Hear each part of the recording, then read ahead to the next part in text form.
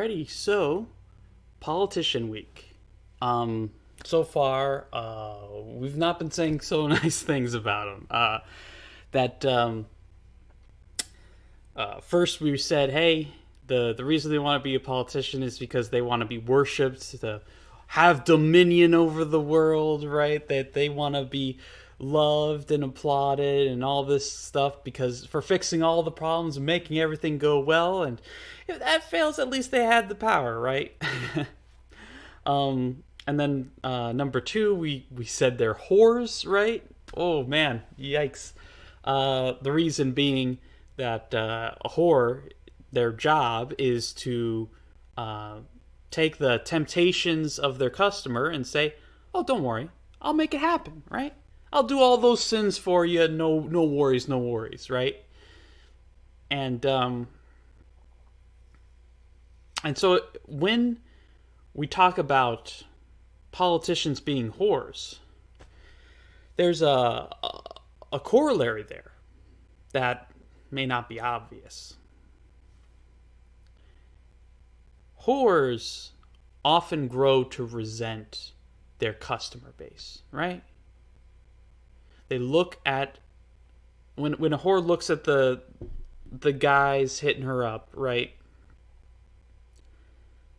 She doesn't see high quality men. She sees desperate losers. She doesn't think, oh, maybe one day I'll get in a nice relationship with one of guys just like this, right? No. They look at them and they're disgusted. Those whores look at those guys and are disgusted. And so if politicians are whores, what do they think of you? Are they equally disgusted? And I think that's true. I think that's about right. And obviously no politician's willing to admit something like that, so we can't exactly take one of their testimonies to heart, right? But let me take you through my reasoning, right? So fundamentally, we got the politician, and their job is, hey, just do the things that people want, right? And in the course of doing things that people want, they get to hear all the things that people want, right? Like, I kind of think that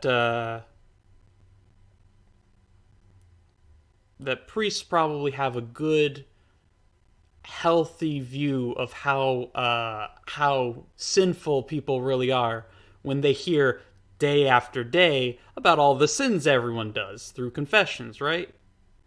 Like they get a good idea how broken people are. So they can't just have these delusions that like, oh no, people are basically good, right? Because they're like time and time again, like, oh, this person sinned. I thought they were a good guy, but they're sinning. Oh, this person, oh, they pray all the time and they need it, right? Like that's what priests go through. And in a similar kind of way, the politician does the same thing.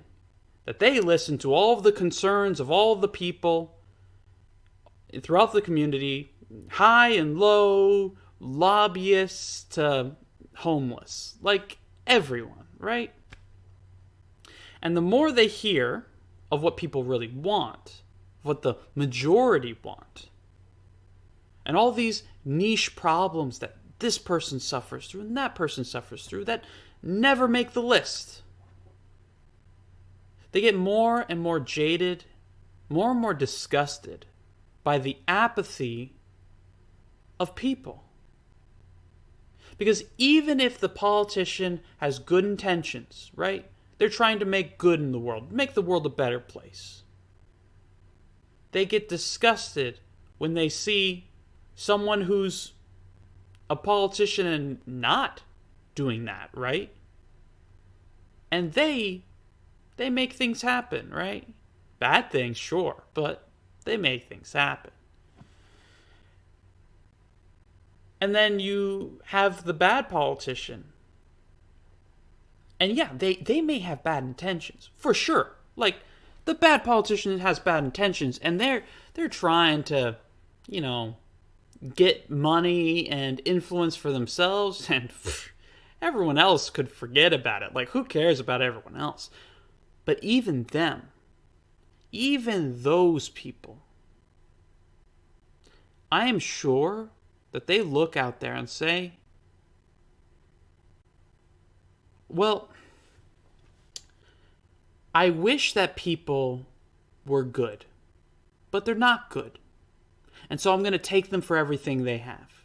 Right? That the cost of being a politician is to see all of the things people are asking for, all the greedy, selfish, self-centered things that they're asking for, all of the terrible things they're willing to do to others to make it happen. As a politician, you see all of it. And it's like, that's very disheartening, right? That's bad. And so then the politician gets over their moral quandaries, whether they're a good guy or a bad guy, doesn't matter, right? They get over it. They say, yeah, but at the end of the day, I'm a politician, whatever. This is what the people want, right? And so then they're going to implement something they know is bad. Something that they know is going to hurt people. And what happens when they're doing this solemn task of doing what the people want, even at the expense of others? Where they're going to hurt someone, take something away, destroy someone's life. And in that moment, what do they hear? They hear their voter base, who they listen to, say, "Ho, good job, man! Keep it going. Keep up the good work. We're so proud of you. You're so great. Oh my goodness, I'm so glad I elected you." That's what they're hearing. They're doing something horrible, and they know it. That they failed to make the world a better place. They're doing something bad because they couldn't cut it. And then what happens? The whole world seems to applaud. And that's why they feel disgusted. Because the people are cheering for the destruction of others. Where we go to war and you know that people are going to die. And when you're wrestling with this moral decision where you're like, oh my goodness, do we go out and actually kill these people? Is what they did bad enough to justify this? I don't know. I'm not sure. Like, just because they did something bad to us, does that mean we go and kill them? Do we become the murderers? And wherever that politician lands, when the inevitable chorus of applause comes in as a result and says, oh, I'm so glad we get to, we should just nuke them. Just nuke them, right? Then blow them up. We gotta use our nukes somehow. We just gotta kill them all, right? Yeah, they're the bad guys. Just kill them. When they hear that, whether or not they wanted the war, whether or not they agreed with it, no matter what their motivations were, they just lost all respect. Because how evil of a person do you have to be to take such a decision so lightly? But that's what happens for every situation, for every debate. And that's why people in politics hate so many people. They may like their side, the side that agrees with them, and say, oh, well, at least I got some people in my corner. Sure, they may like those people. But the masses, the majority of people, they despise them. Because those are those SOBs that are letting all of this evil stuff happen. And oftentimes even the ones that do agree with them. Yeah, maybe they like them on an individual level. But when everyone agrees with you just because you are the one who said it, they're not thinking about the fundamental philosophy of your position. They're listening to how fancy your talking is and think, oh, well, I agree with this guy. Says he's super smart, so maybe he's right. Yeah, let's just do that. And they lose all respect for you too.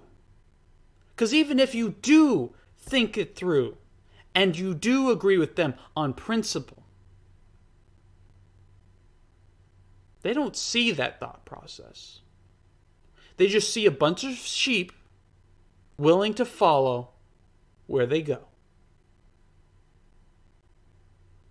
They don't see people.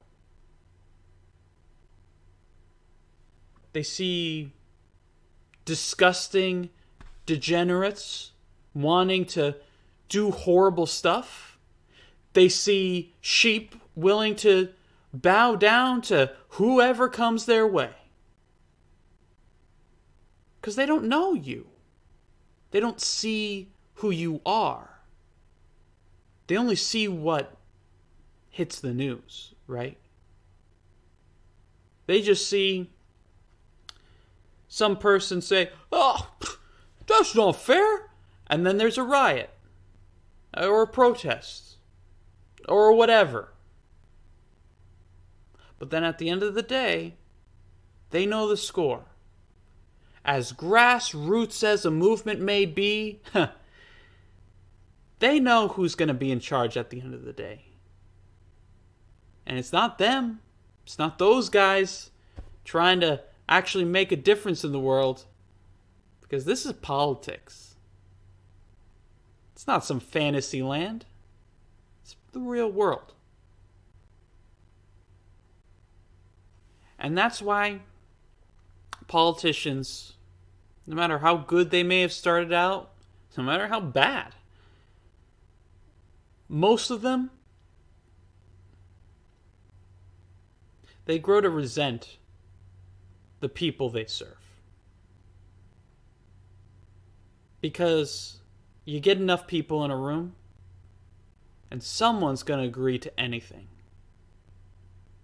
And someone's going to disagree with anything. And so, when you experience that, it feels like, flip-flopping. Like, oh man, you said this on Monday, now these people say this on Tuesday. Well, who's right? Never mind that these are different people saying different things for different reasons. That's hard to see when you're talking about a statewide scale or a national scale or even a worldwide scale. And so you just ignore what they say. Because half of them are sheep and the other half are complete losers. Lunatics, right? And that's how politicians end up seeing the world.